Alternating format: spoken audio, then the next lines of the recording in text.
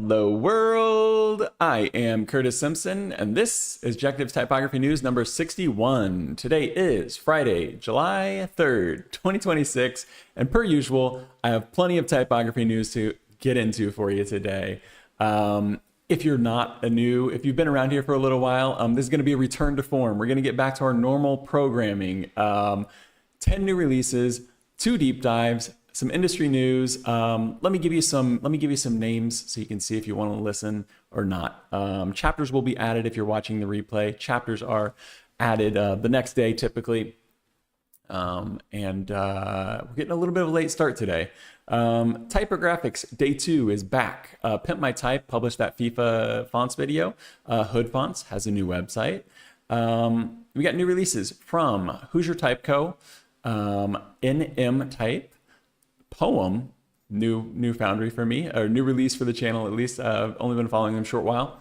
DJR, David Jonathan Ross, Sale Character, Tiny Type Co., Line 2, Chill Type, AllCaps, Sharp Type, and then we've got deep dives from Paratype. We're going to be looking at Futura PT Mono. Talked about this in episode 58.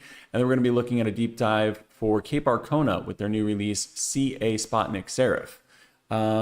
Yeah, that's we're getting a late start, like I said. I probably could have skipped the gym today and got here a little earlier, but I feel like my brain is like 50% better when I go work out, and we're probably only about 25% underprepared. So I'm gonna go ahead and switch my camera, and we're gonna get moving quick.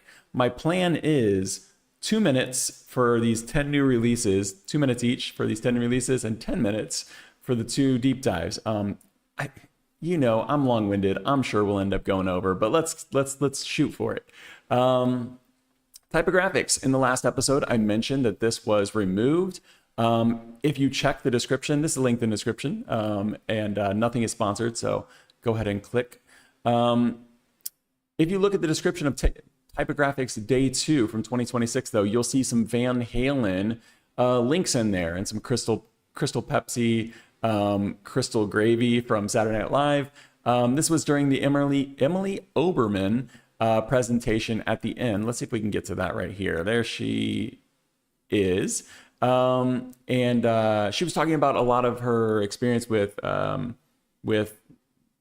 Night Live, and I thought that NBC had flagged her because she did a bunch of these the opening credits for Saturday Night Live, and she talked about the typography and talked about the logos and things like that, and I thought that she got flagged for all those openings, but she didn't. She got flagged for the Van Halen stuff, which was kind of this thread that pulled through the whole thing. So definitely go check that out.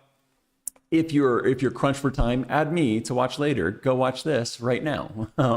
Okay, let's keep moving. Another video for you to check out. And this is an article that we talked about prior, but he published the, there he is right there, published the video. This is Pimp My Types, and it says UX learnings from FIFA's font fail.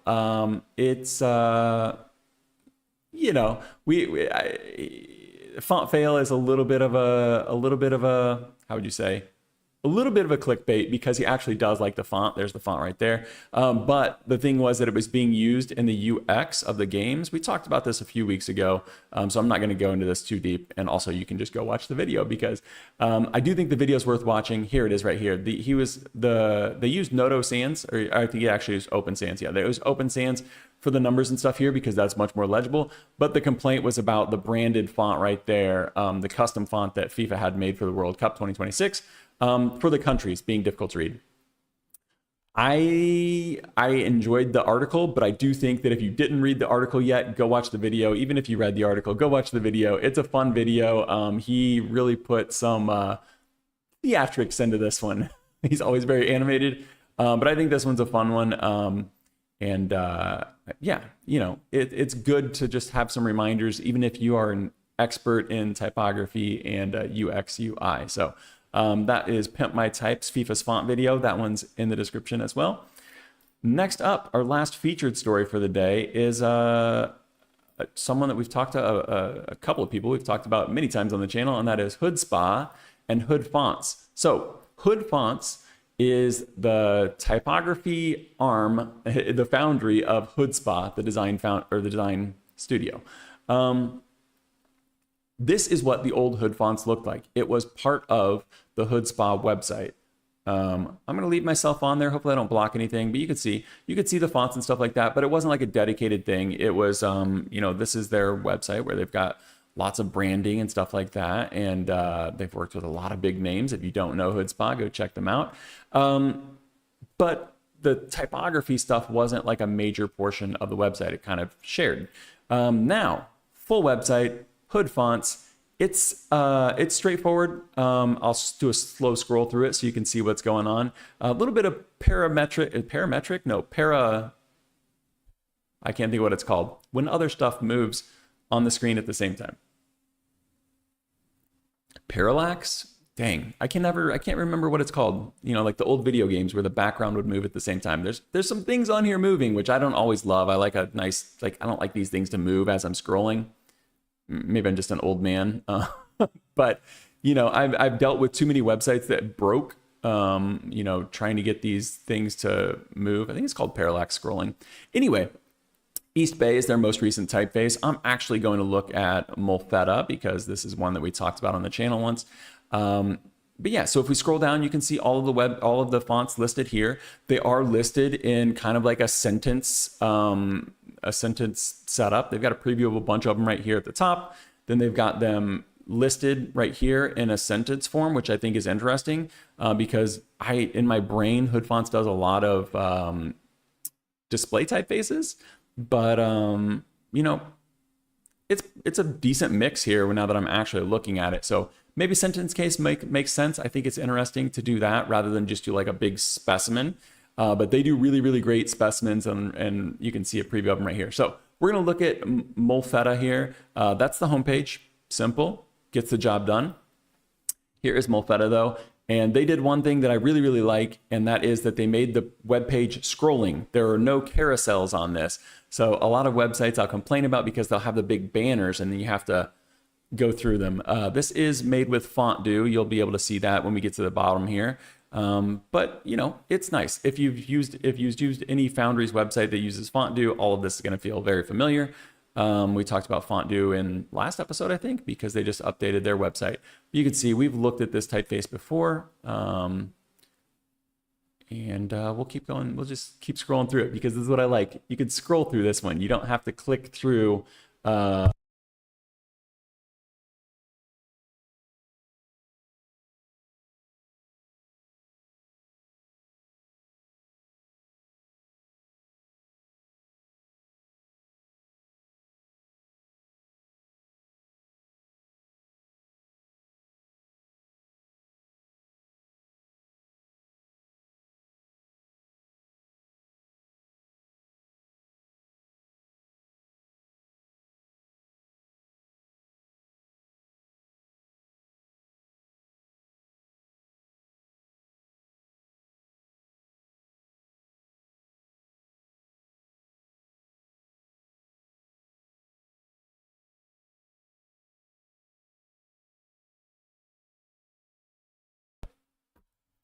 Oh my gosh, we were muted the whole time. I don't know. Should we just start the whole thing over? Rip. Dang it. Okay. Okay, the whole thing was muted. I am going to, gosh, we're like 15 minutes into it. I'm going to start over. We're just going to pretend this didn't happen. Can't deal with type. Jim Girth, Leandro, thank you for letting me know. You guys will know what's going on. I am going to start over. I'm not going to like restart the stream, but I'm going to start over so that this actually works. And we'll pretend like we're starting from the beginning with good audio. And then I'll cut off the beginning of this when I do when I have the replay. Man, that's the first time this happens. This is why, because I accidentally, how long ago I tapped it. Does anybody know? Only for like 30 seconds. Okay. What was the last thing you guys heard? Was it HoodFonts? I remember bumping the mic. I must have tapped it right then.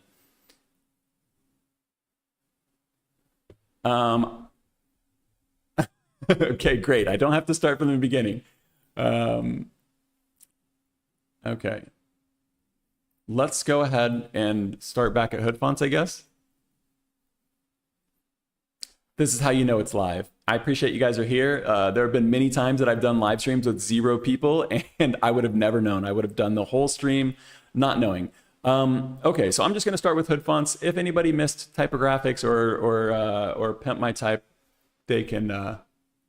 I was scrolling down the page. Oh, okay. So I was just scrolling down this page then, or maybe this page. It's fine. You guys saw the specimens. It's cool. What I was going to say is that the best thing about the new website is that there are trial fonts now. Previously, if you wanted trial fonts, you had to like request it. You had to fill out like a little form, and then they would send you this Dropbox link, and the Dropbox link would just give you the fonts, but they would be limited. Now, perfect. I appreciate you guys. I'm feeling very self-conscious right now. Now, at the bottom of the HoodFonts website, you can click trial fonts, and you can just download all of these. And the best thing, they're full fonts now. They're full trials. I downloaded all of them today. I did reach out to HoodFonts for a comment. They didn't get back to me, but I only reached out to them at like 11 o'clock this morning, late morning. But regardless of their comment on it, I was just asking them why they did it and stuff. You can get all of the HoodFonts. If we go back to the web page or the home page, you can get all of them as trials in the full versions. So like you don't I don't know what I'm trying to say. I've thrown off my game. But yeah, you can get all of these with full trials. You don't have to have the limited trials that are missing characters and things like that. So that's really great to see. I love to see it. I did ask them why they did it, but it doesn't necessarily matter. It's good for us. Okay, let's get into some new releases. Gonna take a breath, get back to normal. Whew. Okay, I have 10 new releases. Gonna go through these pretty quick, but I am much more prepared than I was last week, because last week when I did my double back-to-back episode, man, I felt like I was giving a book report on a book I had not read. So the first new release here is from Hoosier Type, and this is Daniel Swartz. This is actually his first typeface. Shout out to Nick from Remedy 667 for putting me onto this, because I was following Daniel, but I wasn't necessarily paying attention 100% to what he was doing. I scroll really fast through Instagram, trying to just only see new releases. I'd try not to get bogged down with anything that's not.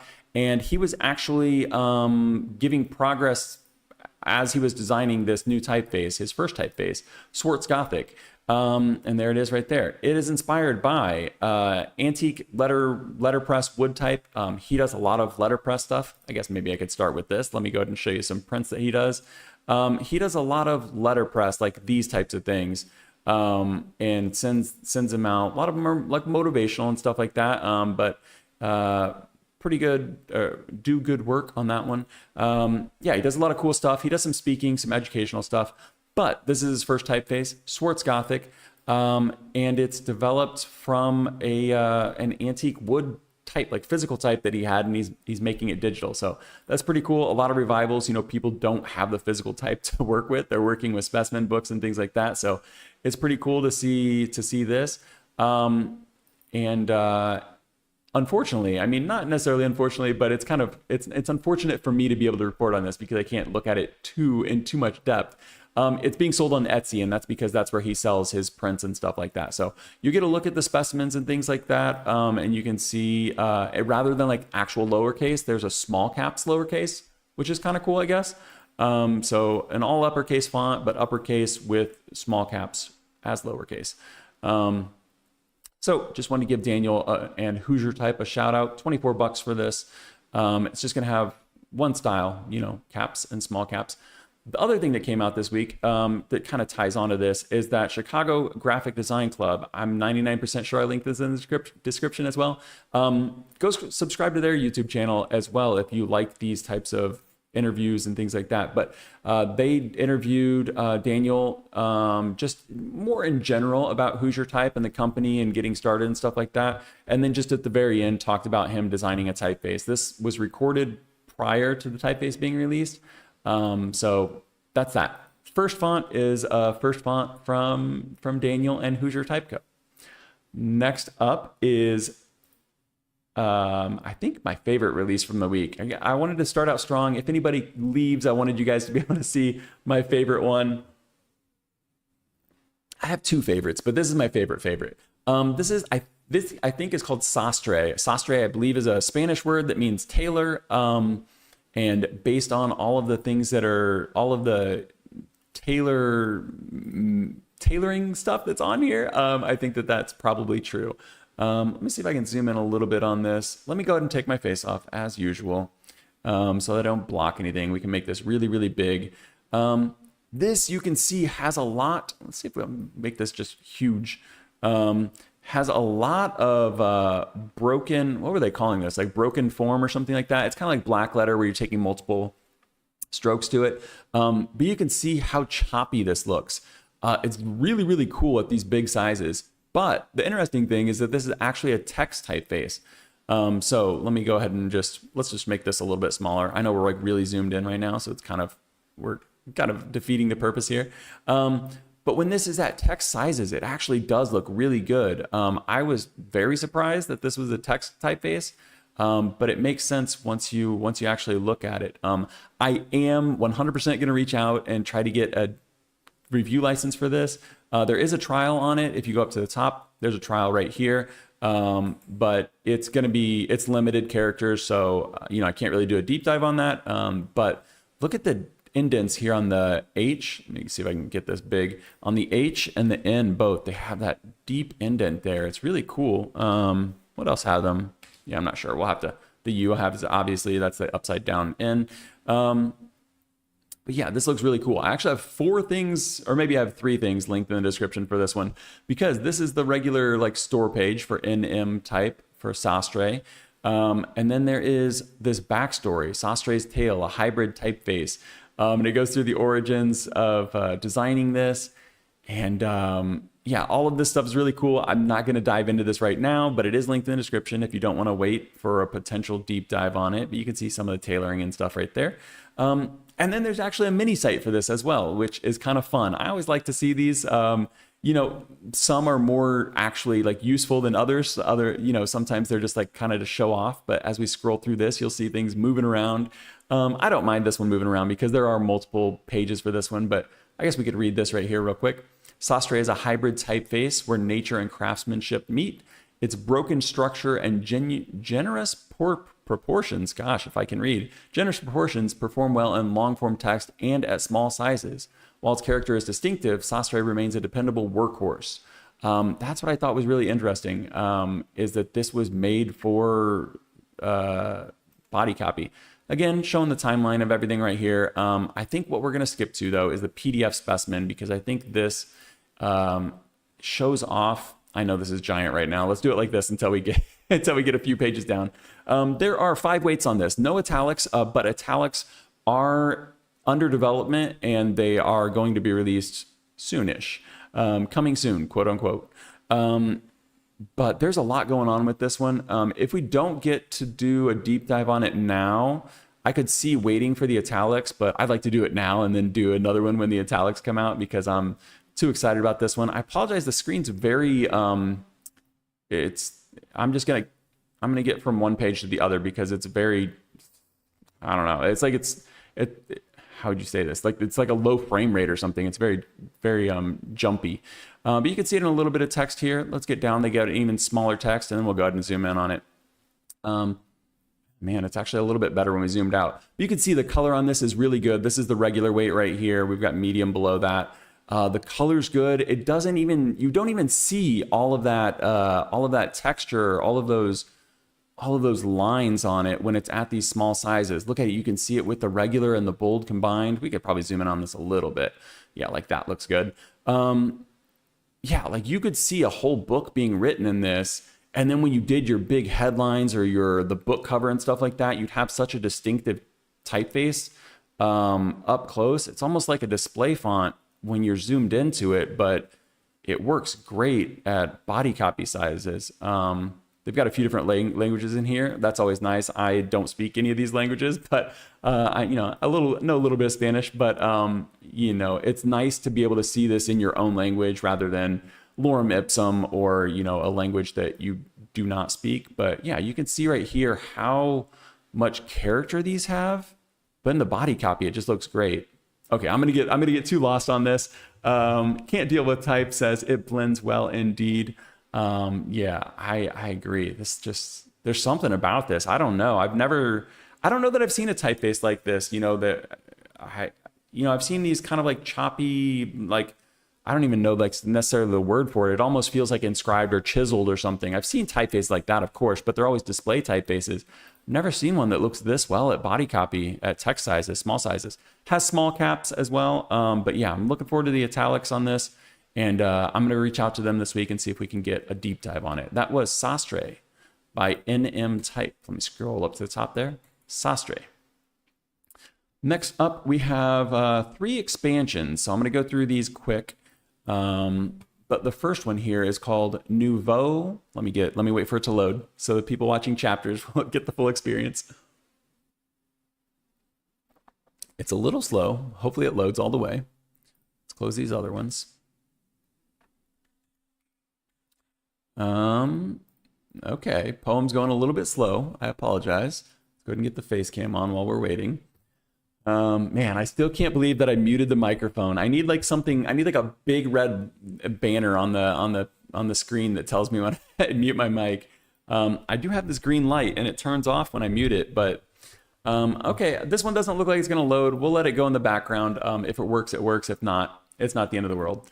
The next new release here is coming from DJR. This is his Font of the Month Club release. And this is June's Font of the Month. Get this going right here. So this might look familiar. This is called Gigawarp from DJR, and it is the June Font of the Month. It probably looks pretty similar to the May Font of the Month. And that's because that was called Megawarp. So we've got Megawarp and Gigawarp. Megawarp we talked about last time was kind of like a Blade Runner font. And it had that sci-fi, the line going through it. Let's see if we can get zoomed in a little bit more. It has that line going through it. DJR was very specific about where he was putting the lines and stuff. Even though he did that, he still found and saw other people find that it wasn't the most legible typeface. Obviously, when you're sticking a line through everything, there are going to be some legibility issues. So let me go ahead and find some lowercase on this, because I feel like the lowercase is even more. You see some of these E's and you see some of these A's, and you're not necessarily sure which one's which. There are some alternates and stuff like that. But I do think Gigawarp is achieving its job here, and that is inspiration. There it is right here. I do think getting rid of the line but keeping the general aesthetic of this is a what would you say, a practical evolution of the typeface, or at least of the family, because this is Gigawarp now instead of Megawarp. So the green here is the new typeface. I don't think we necessarily need to keep the other one up here, but we'll keep it up here for another second so you can see the difference between the two. Same vibe, but makes it just a little bit more legible. So that was June's Font of the Month, and it is that, expanding on that. He always writes, he writes right here, thank you for going down this rabbit hole with me. He says it's going to be hard not to design Kilowarp font next month. Yeah, so a nice expansion and a nice practical evolution. If you don't know, DJR's Font of the Month is a membership. I think it's like $6 a month, something like that. Yeah, $6 a month. And you get typefaces. You get typefaces every month for that $6. There is actually a discounted one right here, and it's $2 a month if you if it would cause a financial hardship. The difference between these is that if you just wanted to buy this font outright now, it's $24. So you'd get 4 fonts for the same price as buying one if you want to do that. So that was June's Font of the Month. It is Gigawarp. It is an evolution of Megawarp. You can see the two right there, and that is from David Jonathan Ross, DJR. Last, let's see if these Nouveau ones loaded up. Okay, let's go ahead and look at Nouveau. This one's still not all the way loaded, but that's okay. We can look at the original and the new one. This one here is another kind of evolution. We'll get this nice and big. And this is Nouveau LED from Poem. And this is essentially like a, I don't know, like a light bright version of their typeface Nouveau, which is right here. So let's make this nice and big. So you can see Nouveau. It's an award-winning from the Type Directors Club New York. Typeface, sans serif typeface from Poem. And they have all these different versions of it. So there's Dahlia, Ginkgo. I think there's one called Rose. So you can see that basically they've taken the alternates. They've got one core typeface, and then there's so many alternates that they can kind of turn it into full different styles. Similar to what we saw with Dargan. If anybody was here for Daytona Mess's Dargan release, probably my favorite typeface of the year so far. So this is Nouveau. That released 3 years ago almost. This is just an LED version of it. Previously, they had expanded this into this rounded version of it. I don't love the idea of just kind of like continuing to riff on the same typeface over and over and over. But for anybody that's actually using Nouveau, let's go ahead and put all three of these together. Anybody that's actually using Nouveau, I could see this being super useful and nice and fun to have something, have like another version of this to use. And could you do this with like a filter or something? Maybe, but it's not going to be as neat as the dots right here, because you can even see we look at these E's here, see if we can get over the E's. Gosh, we've got too many things open here. If we look at the E's right here, there is a little bit of, at the heavier weights, there's a little bit of the E's getting smaller at the dots getting smaller. I apologize. The dots getting smaller at the joints, at the pinches, where you would get a little bit of contrast. So that's kind of interesting. But I'm not going to linger on this one for too long, because I think you get what you get. If you're not into Nouveau, you're definitely not going to be into Nouveau LED. But it's kind of a cool evolution. Yeah, that was Nouveau LED from Poem. First time on the channel, Poem. Let's get into some new releases, not expansions. This one's coming from Tiny Type Co. And let me check my pronunciation, because this is French and I don't speak French, but it is pronounced Gagneur, I think. Gagneur. This is Gagneur from Tiny Type Co. It says a non-dogmatic French typeface for text drawn from memory. So basically this takes a lot of inspiration from Gerald's. I think it's pronounced Gerald's, but it doesn't, it's not like a revival of anyone specifically. And this is my second favorite one today. I don't know if this one or Sastre is my favorite. I'm a sucker for anything orange. So when I see orange, I have to ask myself, do I like this because it's orange, or do I like this because I like the font? I think in this case, it's both. But this is a beautiful typeface. And it really does kind of mix all of those Gerald, Garamond typefaces. This one does have a few things linked in the description as well. There are design notes for this, which admittedly I did not read yet. I did read the short version of it, but there is a very long article essay here that talks about the entire design process and stuff like that. And I am going to read that, but I am hoping to do a deep dive on this one as well. There is a trial for this, but it's only a limited trial. So once again, I need the full trial. I need a review license to be able to do it. This is the first time I've heard this. Have you guys ever heard of foxtail serifs? As soon as I saw it, like I see this X right here, and it makes sense to me. Let's see if we can zoom in on this. This X, I'm like, oh yeah, that does kind of look like a foxtail. I've never heard this term before though. But yeah, this looks like a nice book typeface. Obviously it can work can work well at large sizes as well. It's got small caps, you can see right here. It's got contextual swashes on the uppercase for italics. And those are two things that I love to dive into when we do our deep dive. So I'm very hopeful that we can do this one and Sastre next week. I didn't even see the specimen here, but let's go ahead and look at it real quick and see how it looks. It's taken a second to load though, so let's not. The one thing that I noticed that was a little funny are these manicules right here. I haven't seen all of them yet, but I see this little hand right here, which I really like it, but I don't know. I'm not sure that it matches the text very well. I could be convinced because I can see the little palm, that little palm line right there. It does look like it matches the comma very well. They look pretty similar. So maybe once I did my deep dive, I would appreciate it a little bit more. But this is linked in the description. It looks like there are 1, 2, 3, 4, 5, 6, 7, 8. Looks like 16 total styles, 8 weights plus italics. 2, 4, 6, 8. Yes, and it looks very nice.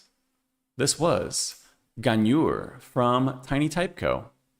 Yeah, I'm a fan. I hope we get another look at this one. If not, links are in the description. Go check it out for yourself. We are halfway through, more than halfway through. We got a couple deep dives though. Those are going to take a while.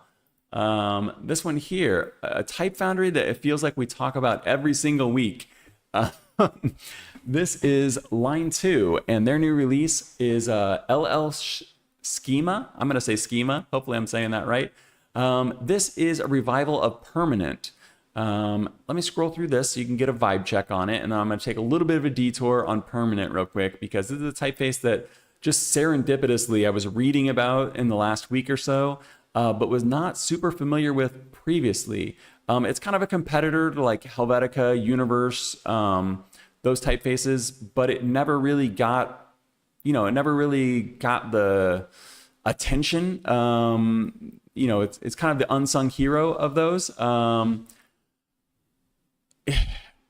If we end up doing a deep dive on this one, I'll be able to get into it a little bit more, but let me finish scrolling through this, and then let me show you something kind of neat that is tangentially related to this. But yeah, I wasn't previously familiar with Permanent, but let me switch to my face cam real quick. I was reading this. I actually opened this on mail time. This is Footnotes. Let's see if we can get it to focus there. This is Footnotes. It is a type publication from La Police. I got this, like, I don't remember, whenever we opened this on mail time. We did one time mail time ever. But I had forgot about this. The person who sent it to me asked me if I'd had a chance to look at it. They were looking for feedback. And I was like, oh crap. Like, I moved and I stuck it in a box with a bunch of specimens and stuff like that, and I hadn't had a chance to look at it. The first article in here is about Permanent. Let me see if I can get it to load. It's this right here. Permanent. My fingers are kind of in the way. You can kind of see it, hopefully. Permanent. And as soon as I saw this, I went and looked because I recognized the name Alberto Malossi. And there is his version of Permanent right there. There are 6 different versions of Permanent in this. There's a full article, a full like essay article written by Florian Hardwig in here. This is linked in the description. It's linked right below the Line 2 article. But I will say that I've tried reading it 4 times and I haven't fully finished the article. It's not because it's not well written. It is, but it's incredibly dense. It's like reading a research paper. And so I think that that's who this publication's target audience is. I have a scheduled meeting with the founder in September, because the next issue is going to be coming out in September. But it is really, Footnotes is for people that are very advanced in typography, in my opinion. Anyway, back to Line 2 Schema. If you want to look at Footnotes, this is it right here, and you can see Permanent right there. This linked in the description, like I said. The article is really cool. It's just, man, is it dense. The fonts in use link is probably a little bit easier. But back to Permanent, this was renamed as Schema and released via Line 2. So this is it right here. I think that it looks really, really good. And, it's not much of a surprise, a neo-grotesque looking good. But this just has 2 weights. No, this has a bunch of weights. This has 10 total styles, 5 weights plus italics, and it's variable. So this was previously used for a few different projects, but it wasn't fully developed. It wasn't, it had like 3 styles to it.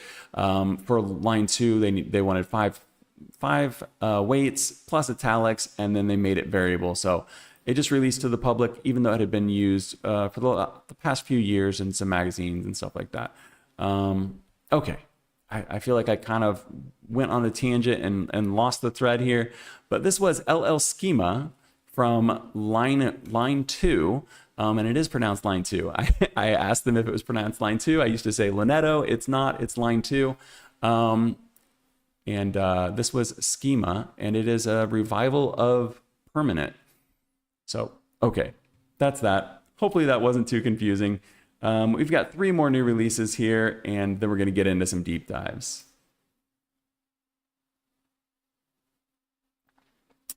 This one here is called Sektor, and it's from Chill Type. This is kind of like a what you see is what you get typeface. It's very dense, it's very, very bold, and it's pretty narrow. But it's got nice big slab serifs on it, and I think that for the right project, this would be a great typeface.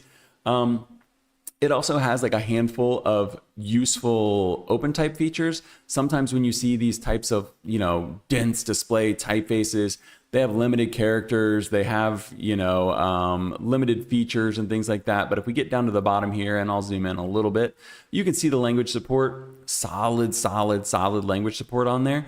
But these are what I'm most interested in, because this is a one style typeface. It's static, obviously.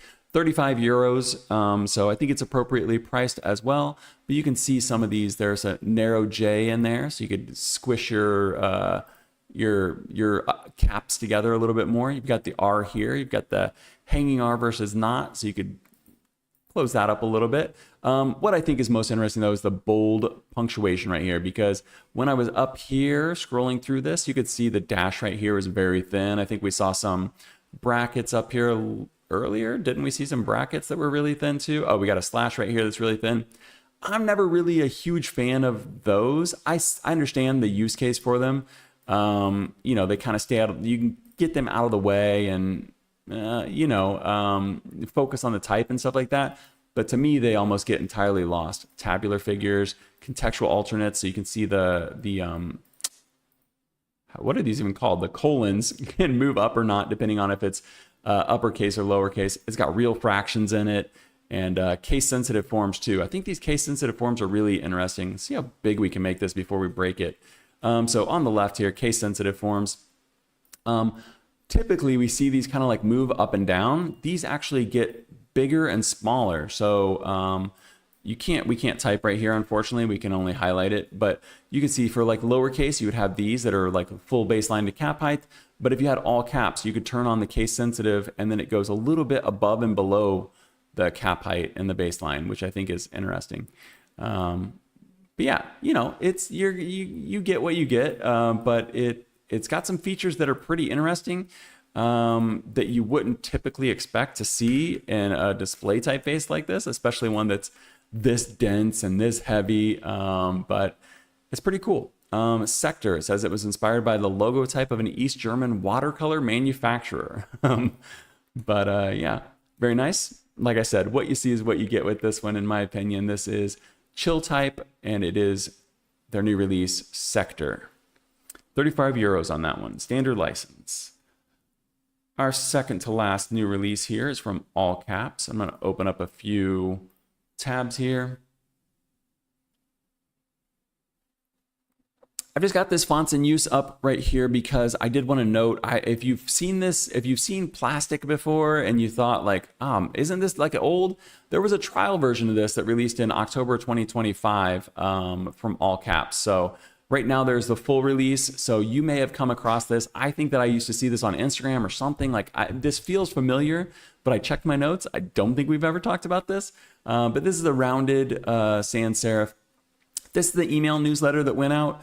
I'm just going to scroll through this real quick because I want to show you. You can see the weights right here. There are 12 total styles, 6 weights plus italics and the variable font. What I wanted to look at though is this specimen right here. We actually can't look at this, which I was hopeful that we could. Don't love these fast moving GIFs. They kind of give me a headache, but I appreciate that there's something to look at here. This is the specimen that we actually can't look at. They're having a launch party. It looks like tomorrow in Berlin. Maybe Jim can go to that. I don't know where Jim's at, but I know he's in Germany, or at least he's German. But yeah, this is Plastik from AllCaps. We'll look at what we can look at, but that specimen does look really nice. So I'm a little bit jealous that we can't look at that now. Like I said, 12 total styles, 6 weights plus italics, and it's a rounded sans serif. You know, it's pretty geometric. Doesn't look entirely unlike other typefaces we've seen. You know, kind of looks a little bit like VAG rounded. The A definitely looks a little more unique than VAG rounded, but you know, sometimes these rounded typefaces start to look a little bit the same, but it's got a nice splayed M on there. The G is pretty interesting too. I feel like that G matches the A. Can we write? Yeah, there you go. The G and the A match pretty well. But this one does seem like it has Hamburg, unfortunately, not Berlin. Jim, you're up late. I apologize. I got a late start. I do have some stuff. I got the Futura deep dive going today in just a few minutes. But if not, you can always watch the replay, of course, you know that. So yeah, this one just released. Yeah, another one that I kind of think what you see is what you get, but once again, they've got some nice open type features here. Let's see how much we can zoom in without breaking it. Doesn't look like too far. These just kind of resize. So they've got alternate A's here, alternate U's, alternate S's. I like the rounded S's more than those flat ones. But you can do flat versus rounded for a lot of these characters here. And they've got some alternates for the A as well. So they've got a couple different alternates. They've got the single story A, the 2-story A, and the flat A. So it looks like there are some flat ones and some rounded ones. You can kind of switch between. Look like it's got some good language support. Yeah, it looks, you know, looks well developed. Once again, fractions. It's got some plastic symbols. That's funny. I don't know. You know, a little bit of an Easter egg, I think, there. I'm not sure how useful those are going to be for most people, but Plastik from AllCaps. Nice looking, you know, rounded sans serif. Last one here is coming from Paratype. Jim says, definitely staying up for Futura Mono. Don't worry about it. My sleep schedule is a bit all over the place currently anyway. I appreciate you hanging out, Jim. Good to see you again. I appreciate everyone watching live. This one here is a dual release. I'm going to go ahead and stick these side by side because I think they're worth looking at together like this. This is from Paratype. This is Residence, and it is a super family that has Grotesque and Nouveau. Each of these has 6 styles, 8 weights, plus italics, and it's variable. So there's a lot going on here. It's priced appropriately. Just a spoiler here, this is $360 for each family on desktop, $720 if you want the variable fonts. So $720 total if you wanted both of these. Unfortunately, I feel like they don't really work too well in body copy sizes. So I'm going to go ahead and scroll through. Looks like we could kind of, let me close one of these so we can get it nice and big. I thought my initial reaction was like, oh, cool. Like you could use Nouveau for like some headlines and stuff, and you could switch to Grotesque and use that for your body copy. But if we scroll down, I think you'll probably agree these don't work incredibly well in the body copy when we get down there. So you're kind of looking at like headline fonts. You know, I'm open to being proved wrong on that one if someone wants to explain how this works good in body copy when we get down there. But it's a nice looking typeface. You know, it's a Grotesque, and then there's the Nouveau version of it. We're looking at the Grotesque right now. Obviously, you can see all the flat horizontal cuts, terminals on there. That there's real heavy. I like the specimens. You know, Paratype always does a great job of their specimens, but this is bold, so that's not, you know, not really worth considering as the body copy. But we're getting a little bit lighter, semi-bold, medium, and now we're at regular. So this is where I thought that it would start to look good. But if you look at these small ones, it just feels like it's spaced way too tight. And I know that's very small on the screen. Maybe this looks okay. I don't know. That's like a 25. That's extra light right there. And let's get back up to regular. That's light. I don't know. It looks pretty dense. The characters look pretty tight to me for a text. So I don't know if this is meant to be text. It's just Residence Grotesque and Residence Nouveau. Yeah, I think it looks like a well-designed typeface, but I think the spacing isn't there for body copy, in my opinion. But you know, anytime you get something from Sharp Type, it's going to be high quality. You just have to know what you're getting it for. So let's go ahead and look at the Nouveau version of this real quick. And you can see they're both working on the same skeleton, but Nouveau's got obviously a little bit more flourish and a little bit more flair to it. And it's probably the more interesting one out of the two, because if you're looking at these and you're like, okay, I can't use it for body copy, what am I going to do with that grotesque version? The answer, I don't know. You know, they could definitely pair together. I could see these being used for like editorial or campaigns or posters and stuff. Using them both big and then doing one for, you know, you could do different types of headlines and things like that. It's not like there's nothing you can do with these. But I do think you're going to be using both of them big. And yeah, this one's the more interesting in my opinion, the Nouveau version. But obviously, if you wanted like a sober sub headline or you wanted a little bit of text in it, you could always spread it out yourself. I guess you could always track it out a little bit and get a little bit more spacing between the characters. But this one's definitely really, really dense. I'll go ahead and get to the regular on this one. This is the regular, and you can see just how dense that is. I don't think Nouveau was supposed to be a body, you know, for text or anything like that anyway, but they look nice, especially the Nouveau.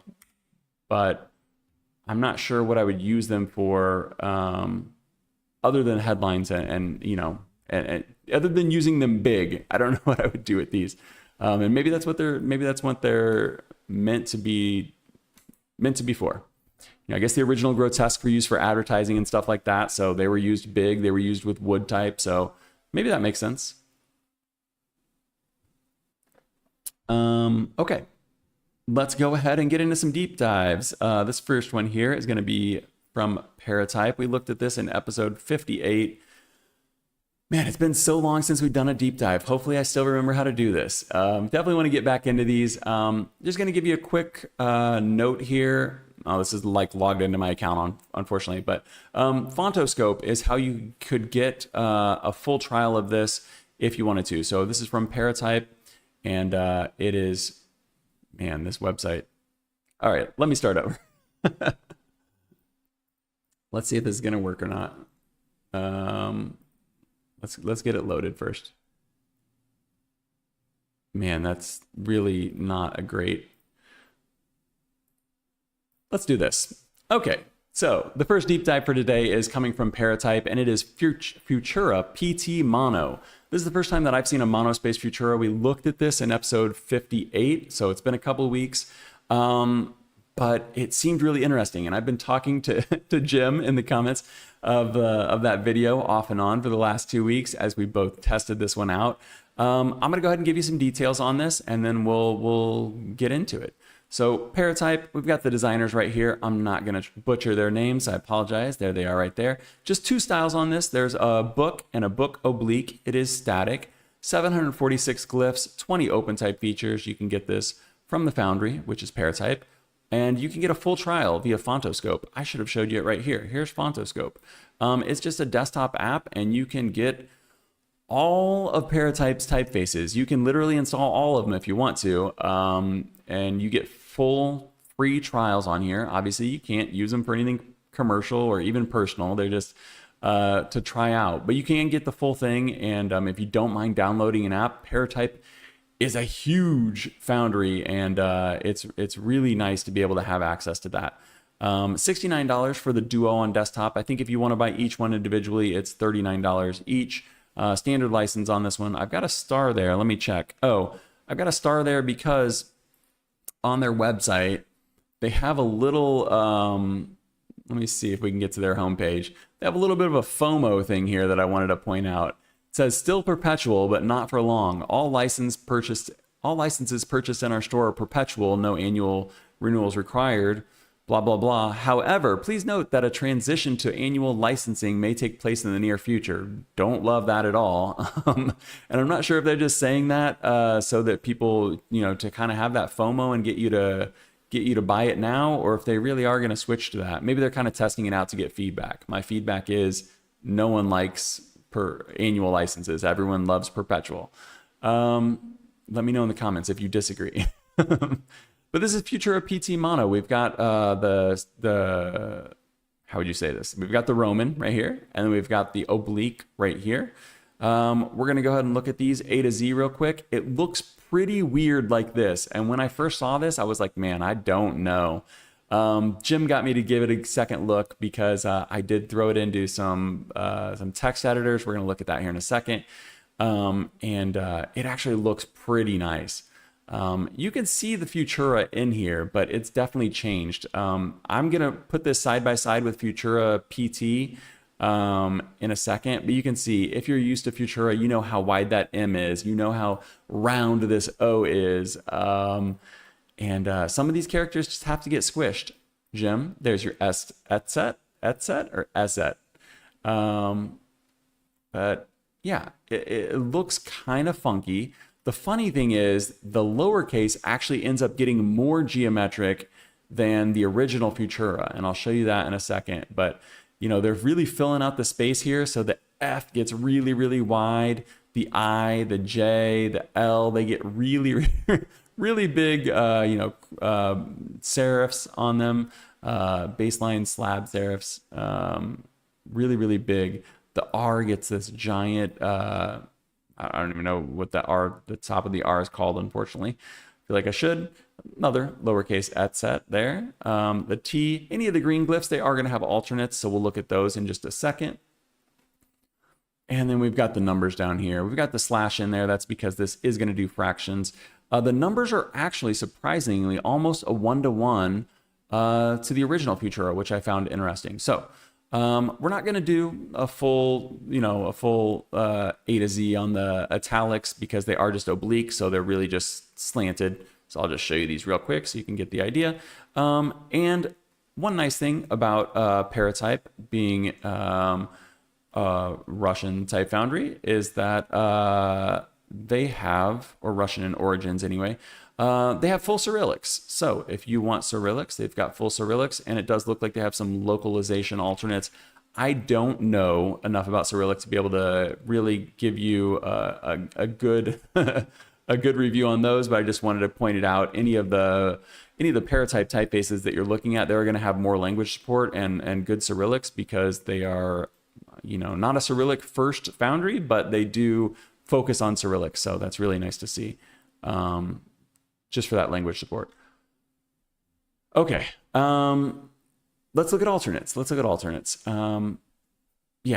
alternates first. Gosh, I can't decide. Let's come back to the alternates because I do want to show you this next to regular Futura, just because I feel like it's hard to wrap your head around this. So I've got both of them here. I'm trying out something new today. So typically I look at them like this. I'm gonna stack them like this today, where we're doing caps next to caps, lowercase next to lowercase, and we'll just go through these side by side super fast, and you can kind of get an idea. Top is Futura, bottom is mono. And you can see how much more rounded the C, the G. So they really are squishing some of these iconically Futura characters. Let me see. I think I might have a ligature on there. Nope, they're just really that tight. That's funny. So you can see how much wider the I and the J are. The single I here is taking up as much space as the I and the J combined in the original. But then you have some characters like the K here that are nearly identical. I overlaid them on top of each other. They're not perfect, but they're really, really close. You've got your M here. It's still splayed. It's still got the points on it, so it's got the Futura characteristics. But it's got to take up a single glyph width. It's got to stay in that same M square as everything else. I've got this O right here because you can see this is a perfect circle in red, and this O here is almost a perfect circle. It's not 100% a perfect circle, but it's almost, and that's kind of the key to Futura in general, is that it's very, very geometric. That's going to come into play in just a second, but you can see how different the O's and the Q's are. Okay, you get the idea. Let's look at the lowercase though, because I think this is where it's the most interesting. In my head, the lowercase was very, very perfectly geometric in Futura, but it's actually not. If you can see how much, space you're getting outside of this, inside of that circle there, whereas Futura Mono is essentially a perfect circle. Look at that. That's, I can't get it. I can't line up my pixels right now, but that's damn near perfect compared to what we saw before. And this goes through the entire font. So the C is, the A, B, C, these are all like perfect. The C is not perfect circle, but the D, A, B, D, any of these that look like a circle actually pretty much are a circle in Futura Mono, which I thought was interesting, because, it's an optical thing that they kind of solve, that they make you think these are geometrically circles in Futura, but they're really not. But then Futura Mono, like, almost perfectly is. So the lowercase, you really got to spread out. Once again, your I, your J, your L. They're really doing a lot with these. And you can see how much more space, if we look at the lowercase compared to the lowercase there, how much more space that one's taken up. I'm going to show you the numbers here, just overlap these real quick. Then we'll go up and look at the alternates. So let me just duplicate this. We'll turn it red. Jim's in chat says, that's interesting. I would have thought as well that Futura would also be this geometrical in lowercase. Yeah, it's crazy that when you look at it, that the new one's actually more geometric than the old one, or the original. It's kind of fun to see though. So here are the numbers, and like I said, these are almost perfect. There are little things like the 1 goes over there. Obviously, it has to have that baseline on it, but the 2 is perfect. The 3 is perfect. The 4. The only one that's not is the 7. The 7 gets a little bit longer, just like the 1 does. But I thought this was interesting that they could kind of keep the numbers, exactly the same. Nick says the J is awesome.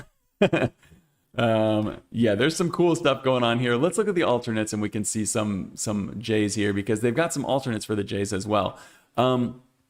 This is set up in a way where it's got 3 different stylistic sets on it. So we've got our couple of J's right here. There are some alternates. We could try and look at those first, but I'm not sure which one belongs to which set. So I've got them marked in green, kind of keep them all on screen right now, and then we'll zoom in on them as we go. Stylistic set number 1 gives you some of the original Futura characters. So if you, I wish I had my book closer. I have the Paul Renner book sitting on a bookshelf in front of me, but I can't reach it.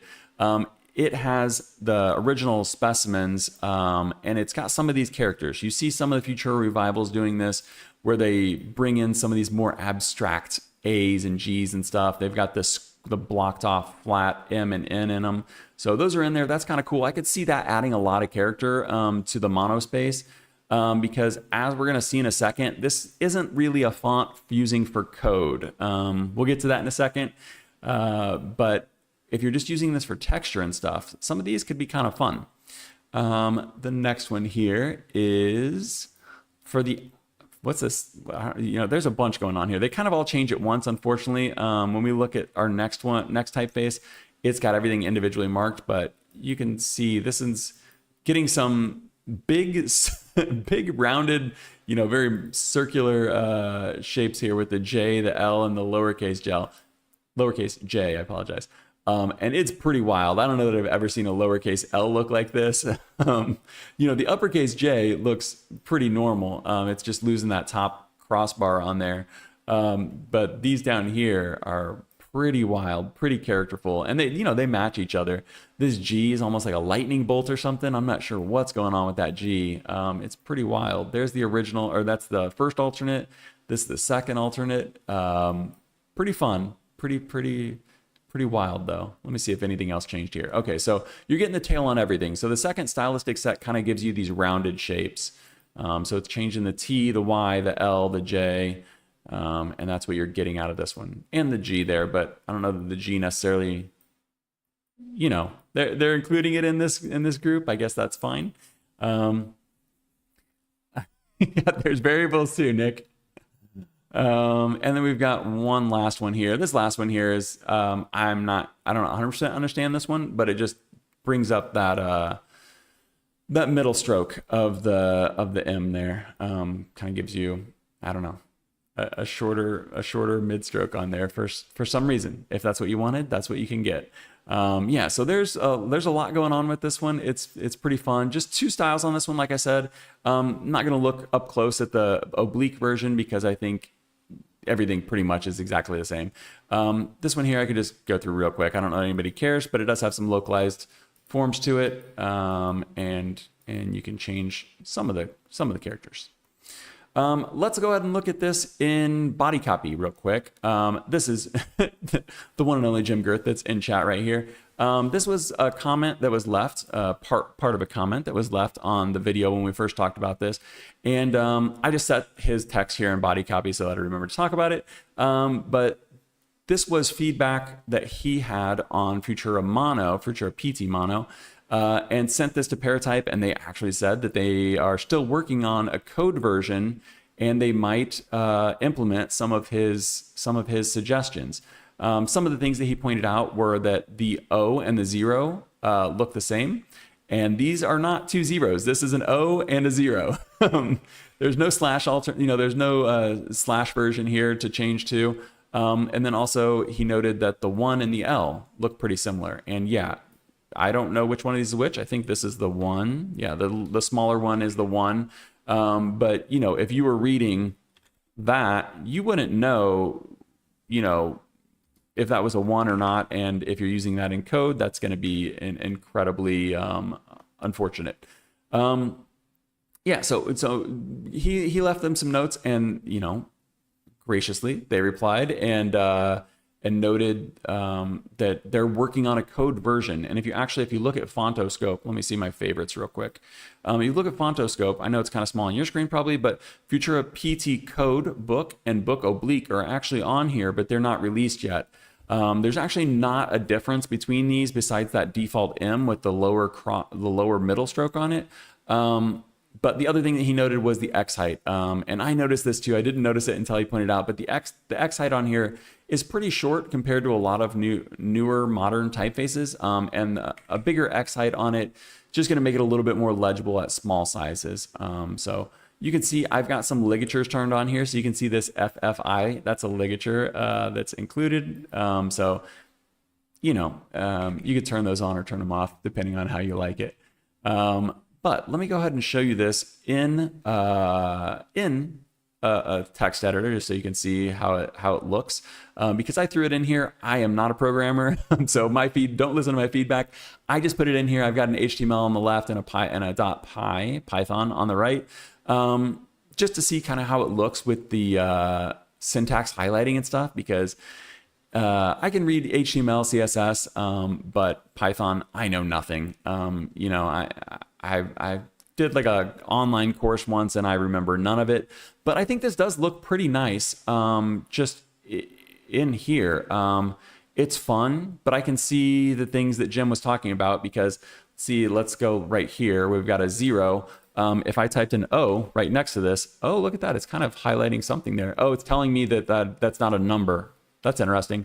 So, if your app is good enough, but if you're just using a plain text editor, I guess you would run into a problem with that. But I think it looks cool in here. I'm not, well-versed enough in code to be able to tell you if this is good or not.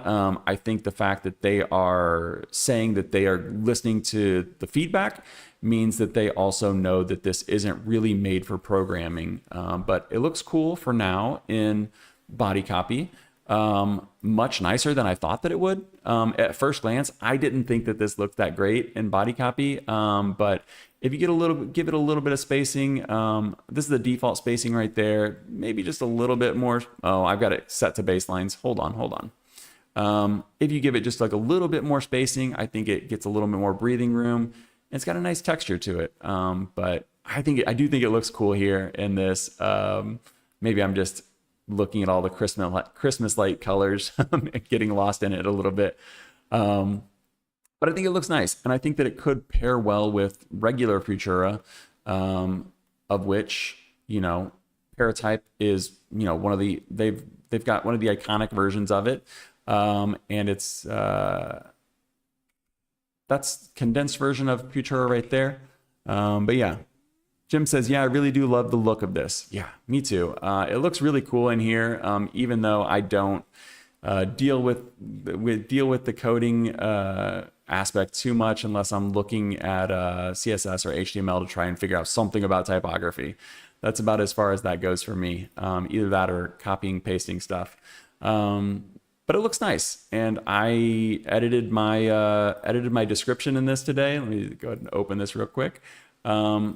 I edited my description for the video today in this with there it is right there.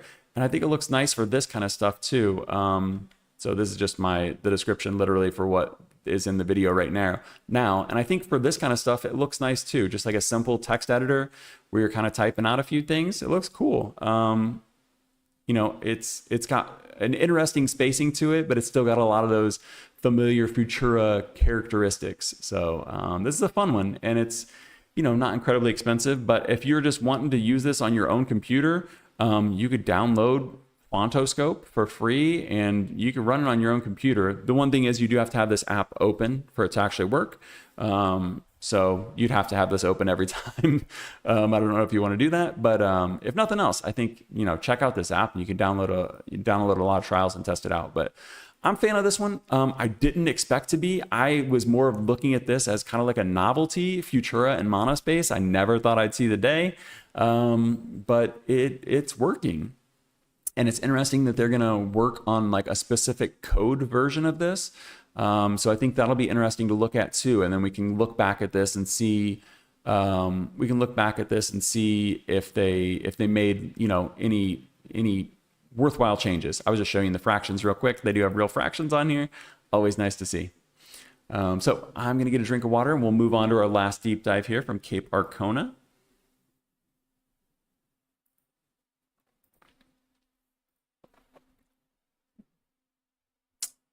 Let me just go back 1 second. Like I said, this is $69 for the duo and desktop. If you wanted like the full family from them, I think it's $300. Let me see. $399 for all 28 styles. That would give you like regular Futura condensed and the mono. So, you know, that's a pretty big jump in price tag from $69 to $399. But if you are looking for a Futura and you like the mono, this is the one place to get the mono.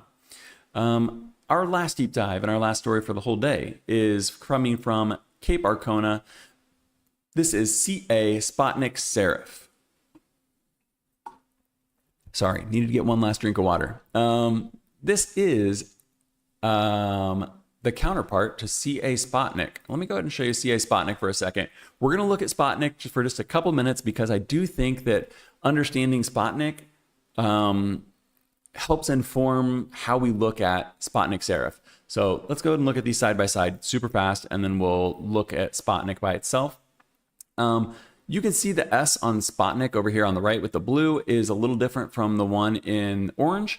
They both have alternates for the other version. So whether you like the wavy S or you like the more traditional one, there it is right there.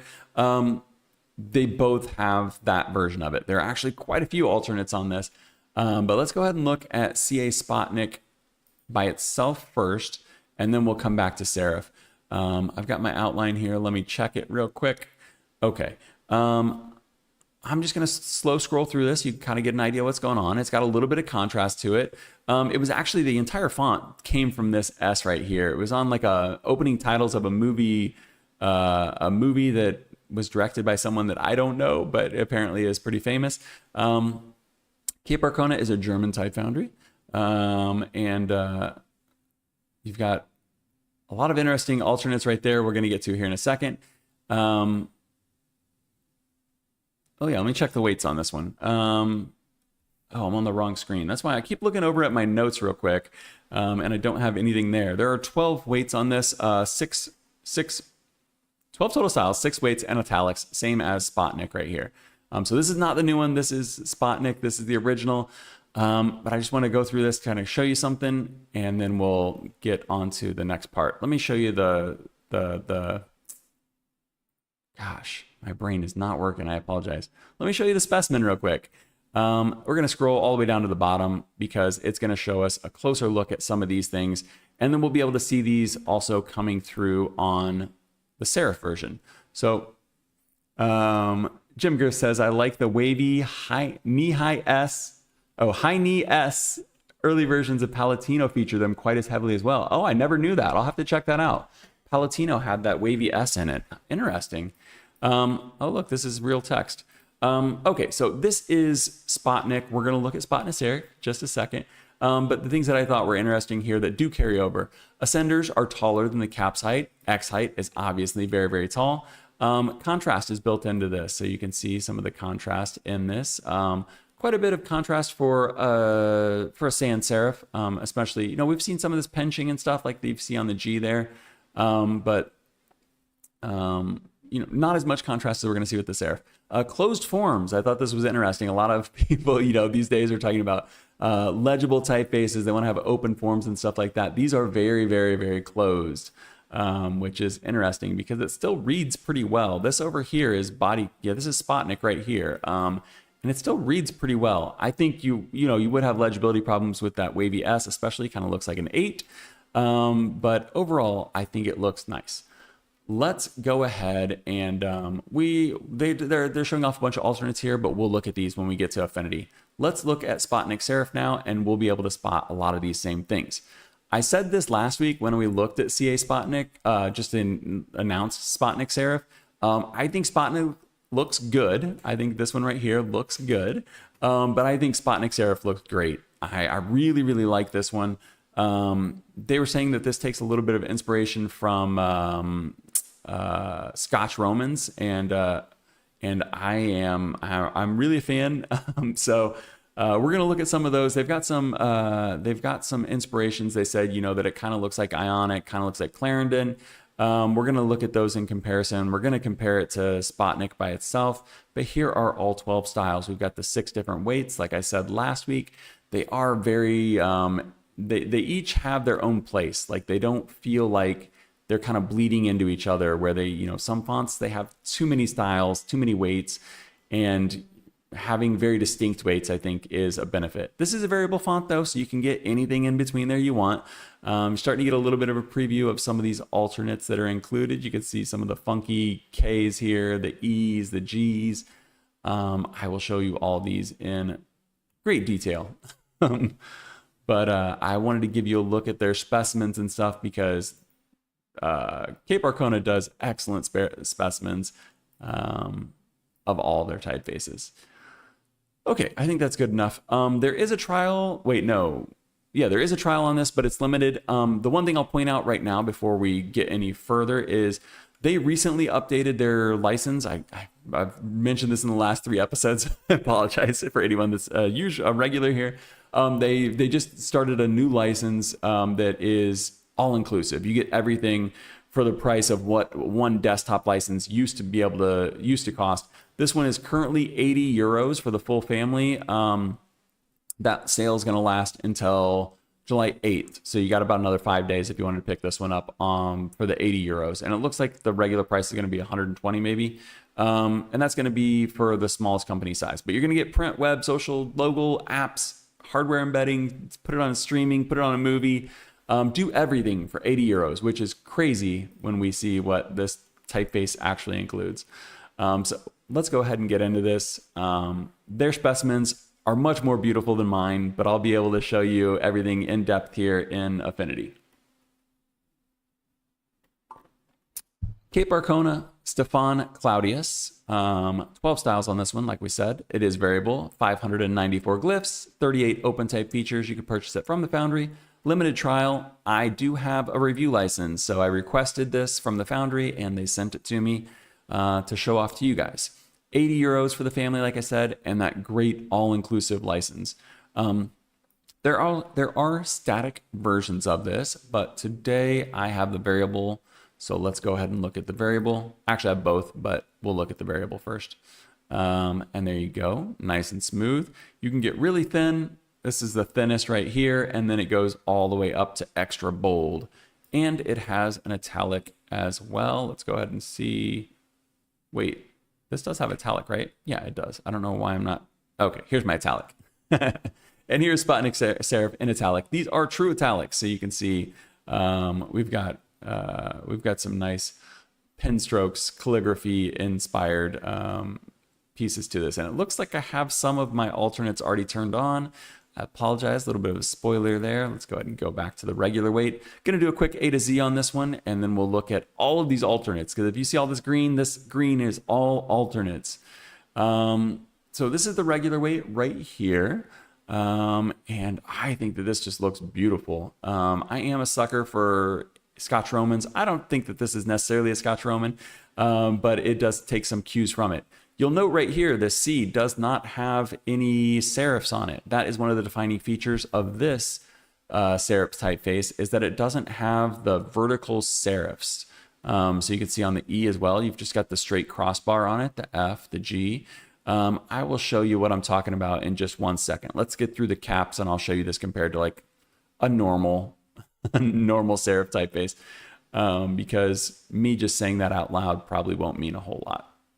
You can see the S right here. It's got the horizontal cuts on it. It looks like a sans serif. You know, it looks exactly like Spotnik for the most part. When you look at them side by side, they're not exactly the same, but it doesn't have any of the serifs that you would typically expect to have on there.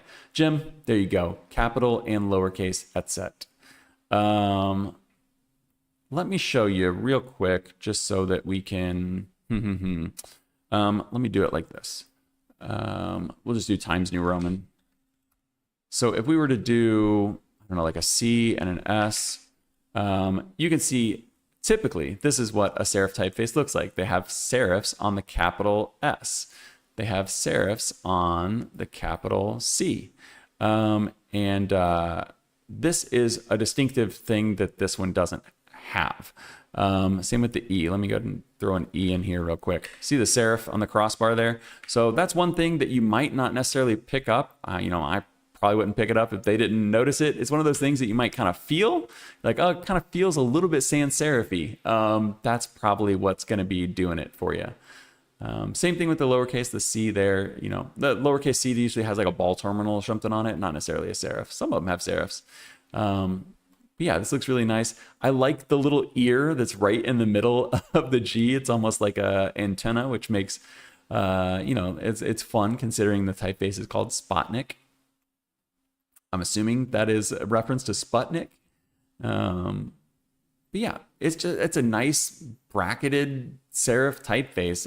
Nice chunky brackets on there. The numbers look great. Let's go ahead and look at this compared to, oh gosh, yeah, we gotta do the serifs. I apologize. I got a little bit ahead of myself. This is going to be a long one. I apologize. Anybody that needs to get out of here, feel free to leave. This is the last thing we're going to be talking about, Spotnik serif. So if you've seen everything you want to see, I appreciate you guys for hanging out. I'm going to just let you know now, this is going to be kind of a long one. So just so that you're warned and you're not waiting around for something else. That said, now I'm going to feel free to take my time. But this is the italic. And you can see, let's just look at the lowercase, because I feel like uppercase isn't super exciting. That Q is pretty cool though. Let's go ahead and look at the lowercase here. And you can get some of the italic, you know, traditional italic, you know, calligraphy pen strokes on the I, the J. But it looks nice, right? The S is a kind of sans serif once again. But everything else here feels very italic. Okay, that's nice. Let me just show you this real quick compared to, we'll do the same thing we did with Futura, and we'll look at these stacked like this, just so I can kind of show you these side by side. There's not much difference here. You know, they both have, I was surprised at how long the crossbars are on the E and the F and the original Spotnik, because for me, I was like, man, these crossbars are kind of long in here. I think it's because they don't have the serifs to kind of fill out that space. If they had the serif on the crossbar for the E and the F, they wouldn't need to be quite as long because you kind of fill that up. But then you look at the sans serif version and those are really long. It's almost like an eye exam or something.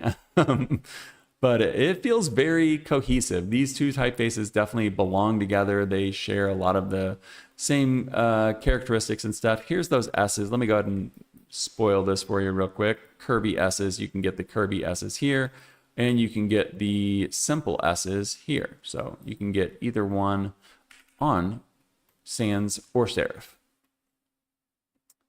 There are our etsets. Ezets or S-sets? I think it's etsets. Okay, so you get an idea of what's going on. The one note that I saw, or the one thing I wanted to point out just before we go back up to the top, are the numbers. I was interested to see that the 4s are quite different. Sans serif on top, serif on bottom, obviously. But they could have just as easily, you know, closed that top of that 4 up on that one, and even done this kind of 3 with a little serif on it. So it's interesting the choices they've made in some of these. I like the little flag on the 5 though. That's nice. Okay, let's look at some alternates. Before we get too lost in this, I'm gonna get a drink of water. Okay, so I'm gonna do these in the order that they're in the panel on the left. These are very nicely labeled, so I can tell you exactly what we're gonna look at before each one of them. We've got a single story A. Whoops, let me click on it first. We've got a single story A. Boom, very nice. Very cohesive with the A, B, C, D there. We've got a double story G. Let me just point out, I feel so vindicated right now because for years I've called this a 3-story or a triple, like a 3-story G because it has 1, 2, 3. I was complaining once that other foundries, I'm not a foundry, but foundries were calling this a single story G and they were calling this a double story G. Cape Arcona has my back. They're calling this one here the 3-story. I think they actually called it a triple story, but they're calling this one the double story. So I feel quite vindicated in this moment. Anybody that was here for that episode, I forget what, I think it might have been, gosh, it was a foundry I recently spoke to and I can't remember. But there are the wavy S's right there. But I spoke about that in an episode and some of you agreed with me. I think the consensus we came to was that this was 2 stories in a basement, because the A here is called 2-story A and then this is the single story. So my question was, why would this be a 2-story? Anyway, getting on a tangent here. We've got alternate C, E, and S here. So let me show you the C and the E real quick, and then we'll look at the S. These just get a little bit more of a taper, a little bit more contrast, and these feel a little bit more traditional. Whereas the stress kind of moves a little bit. Let me show you these. So it feels like the stress is a little bit more horizontal in the original. It's got a little bit of an underbite. The lower terminal is further out. This one still has a little bit of an underbite, but the lower terminal is obviously tapered quite a bit. So you can pull that through on the E right here, and then you can also do it on the S. Boom. Oh, that gives you the wavy S there. That's oh, there are 2 different wavy S's. Look at that. So there's this curvy S, which is the default curvy S, the first alternate curvy S that we saw in Spotnik. And then there's a tapered version. Look at how it throws the stress out onto those curves. It feels, wow, that's interesting. Yeah, it's definitely much more open. That's interesting, huh? And then there's the original right there with the horizontal terminals on there. Jim says, just posted some early Palatino S's in the community. Perfect, gonna check that out in just a second. Let me see. You know what? We're looking at the S's right now. Let's see if we can pull this up. Let's just try. Let me pull this over here. Whoops, I apologize. Let's just see if we can do it right now. Let's see. How would we do this? HTTP. Let's go to objectives. Objectives. Okay. Posts. Oh, those are my posts. I don't know how to get community. Oh, community. Let's see these Palatino S's. Oh, there they are. Look. Yeah, those are pretty wavy. I wonder how if we can make this bigger. There they are. Yeah, look at those Palatino S's right there. And then we've got our wavy S's right here. If I could click it. Wavy S's right here. Interesting. Yeah, they do have that kind of wave in it, don't they? Appreciate you, Jim. Thank you for sharing. Okay, let me continue. We have a lot of alternates to get through here. We got the J on here. This J, I believe, oh, this one throws the crossbar on top of it. That's interesting. Alternate J there. We've got an alternate lowercase t. Boom. So you can get just the cross on that if you want. I didn't notice the scallop right here. That's kind of interesting. Is anything else scalloped like that? Huh. That's kind of the one piece right there. That's cool though. I like the tail better, but if you needed to save space, the cross is nice. This one's when they're going to start to get a little bit funky. The G, the K, and the R. We'll zoom in on the G and the K right here to start, and then we'll go look at the R. These have a lot more character to them. So you can see this K, the leg on the K gets quite a big kick on it. I'm not sure how else to say that. And the G gets a little bit fun as well, but the R gets that kick as well. You know, for me, like if you're going to be playful, then I get the R. But for me, the R, it feels the weight on it, the balance on it, it feels kind of weird. It almost feels like a wood type or something with that R on there. I'll show you this one right now. There's actually a second alternate R here with a straight leg on it. So here's the original. Here's the fun one. And here is the straight leg. So I think these actually have the same top bowl on them, pretty close to the same top bowl. The stress changes on the bottom of it a little bit, but and this is the original right here. Let me see. Always very welcome to share Palatino stuff. I appreciate it, Jem. Okay, and then we have another alternate for the G as well. Boom.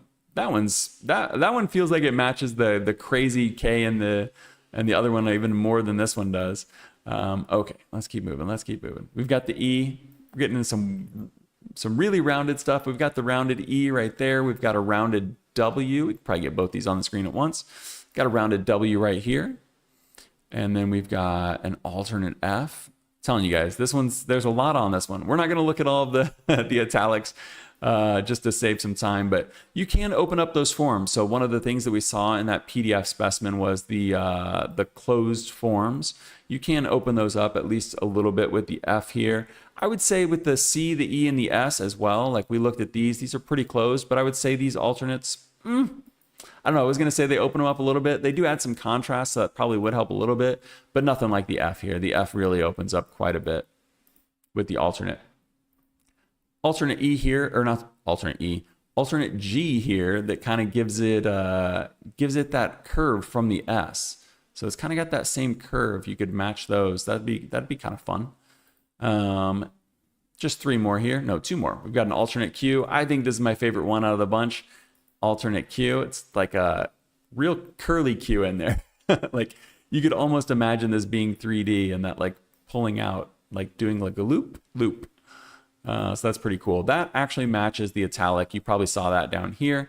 That matches the italic really well. And I do think it looks better in the italic because it's got a little bit more movement to it. But it is nice to have it up here as well. I don't hate that at all. So that's the original. That's the alternate. And we've just got one last alternate. Did we already see this one? This is probably the 2-story. Oh my goodness. How many alternates are there for the G? There's the 2-story G, the traditional 3-story, or the regular 3-story. We've got this alternate that gives you the S in the middle. And we've got this alternate that gives you like the S shape with an open on the bottom. So interesting. So there's 4 different G's, 4 different lowercase G's on this. There's a lot going on. So here we've got the numbers right here. There's an interesting thing with these fractions too. Let me show you this one just real quick. The numbers and the fractions don't look the same as these numbers. And they also don't look the same as the sans serifs either. So I'll go ahead and show you these since I'm on the topic. If we turn both of these into fractions, it's a strange thing. I mean, it doesn't necessarily bother me. It's just kind of a funny thing to notice. Top is sans, bottom is serif. And you can see that neither one of these, they don't match each other. You know, they're kind of similar, but they don't match each other. And then they also, let's turn off fractions for both of these. They don't look like these either.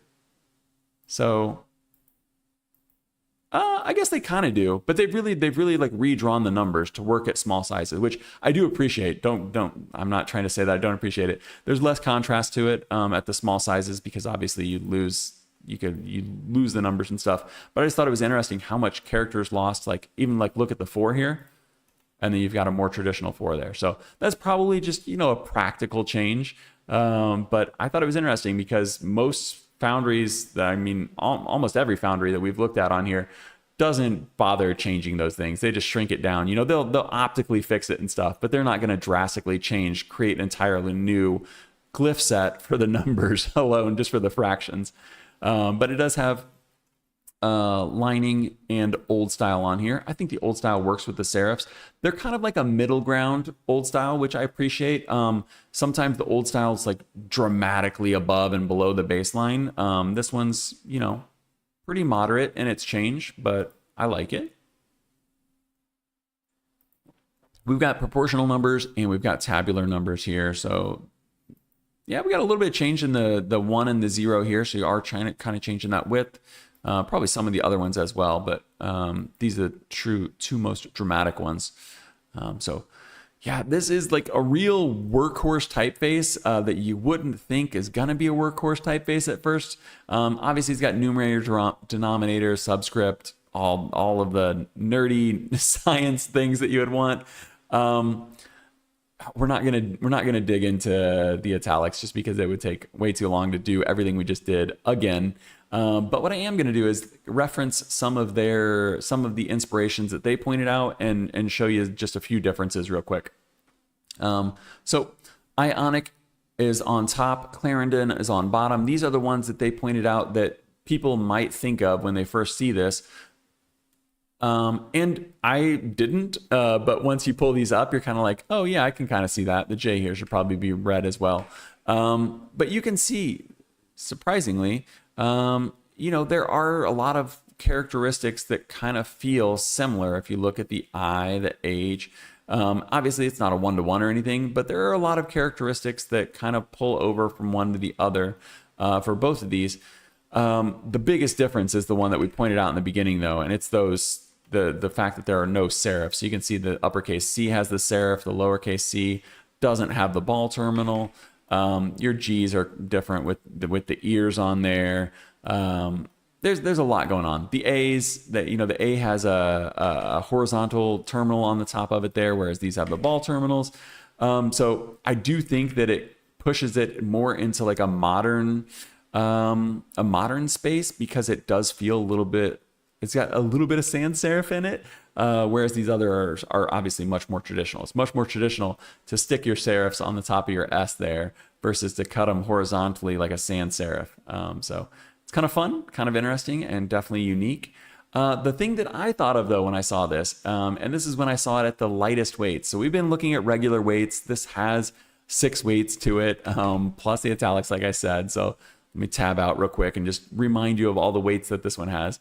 It's got thin, and it goes all the way up to extra bold here. So, but when I was looking at the thin, just the way that the bracketing and the kind of the dark spots on it, it kind of reminded me of American Typewriter. And if you look at this in the lightweight and you look at it kind of small, we're going to look at it big, but just imagine we're looking at it small. If you look at it next to American Typewriter, there's actually a lot of similarities between these. I feel like these two fonts are much more similar than the ones we just looked at, Ionic and Clarendon, at the thin weights anyway. Like, look through this, like really look through like A, B, C. Like if you look at these, you bounce your eyes back up and down between these. There are way more similarities than you would expect from American Typewriter and this, which is shocking to me, because I don't think of anything as as being similar to American Typewriter. Obviously the numbers are wildly different, but once you add a little bit of weight to that skeleton, you immediately see the difference. So I've got American Typewriter on top and Spotnik serif on bottom.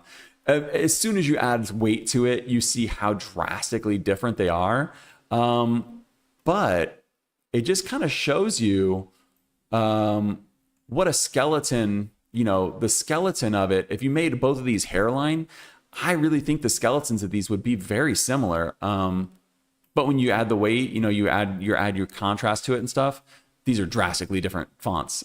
But I found that really interesting, how dramatically different these two typefaces could be with very similar skeletons. And I didn't ask Cape Arcona about that. You know, I just kind of across this as I was going. So I don't know that maybe they would feel differently about the similarities between these, but to my non-designer eye, non-type designer eye, as a graphic designer, I can see similarities between these. Jim agrees, can definitely see that. I appreciate you having my back here, Jim. Okay, let's get into the most important part of this, though. We've been looking at all these details. Does it work in text?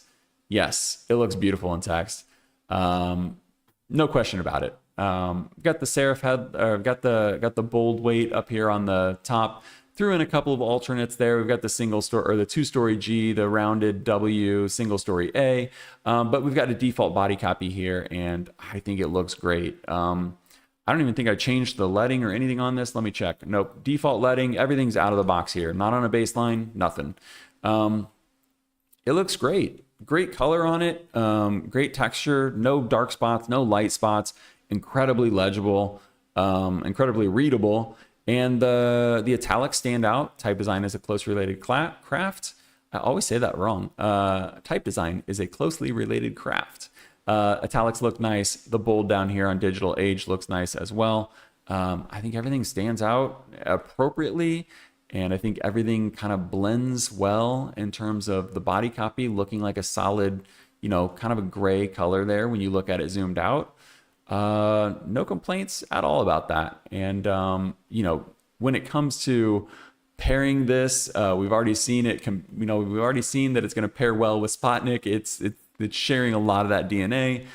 So I think between the two, you've got a really, really solid, we're getting up into Futura, getting a really solid 1-2 combo from these. And man, this all just comes back to this right here. 80 euros for the family with an all-inclusive license. Like literally, I mean, that's for the smallest company size, you know, 2 people in the company. But like, if I wanted to make a movie with this right now, I could do that. If I wanted to do anything, put it on a website, put it on poster, like you can use this with that great license they have. This is not a sales pitch, obviously. This is a review, but yeah, I don't know. I want to give credit where credit's due, and I think that Spotnik Serif, CA Spotnik Serif from Cape Arcona is definitely the biggest deal we've seen in the last couple of months, in terms of what you're getting, the quality, the alternates, just the madness of what this typeface has going on. And then you pair that with the fact that it's got a perfectly matched sans serif already, that's been tried and tested. I think that's in a really good place. I think this is a great release from them. So happy to see it, happy to be able to report on it. And that's going to be it for the night. Let me get a drink of water, turn on the face cam, and get out of here.